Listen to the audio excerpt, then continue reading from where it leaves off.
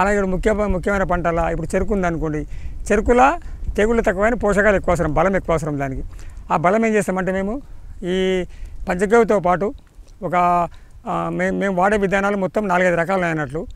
జీవామృతం మొదటిది, రెండో వారము వేస్ట్ డీకంపోజరు, 3వ వారం నూనె గింజల ద్రావణము, పంచగవ్య, కోడిపెంట, ల్యాబ్ అనేది తయారు చేస్తే మేము మామూలుగా బియ్యం నీళ్ళతో ల్యాబ్ తయారవుతుంది.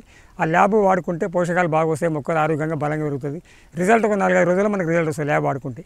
ల్యాబ్ తయారు చేసే విధానం ఏంటంటే ఒక కిలో బియ్యాన్ని 1 లీటర్ నీళ్ళతో కడగాలి బాగా. కడిగి ఆ నీళ్లను మంచిగా శుభ్రమైన పాత్రలో 5 రోజులు నీడకు మనము తెల్లటి వస్త్రం కట్టి ఉంచాలి నీడకు. 5 రోజుల తర్వాత తీసినాక మనం 4 లీటర్ల పాలు పోయలేదంట ఈ బియ్యం నీళ్ళలో. పాలు పోసి మళ్ళీ మూత కట్టి పెట్టాలి. మళ్ళీ 5వ నాడు మనకు తయారవుతుంది.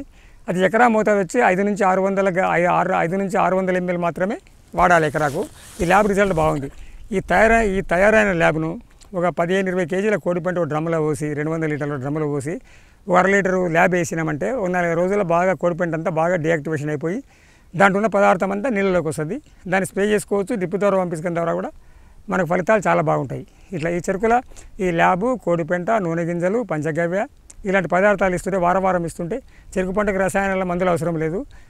మనకు ప్రకృతి వ్యవసాయంలో మనం భయపడే అవసరం కూడా లేదు. ఇప్పుడు మనకు అన్ని రకాల పంటలు వస్తున్నాయి.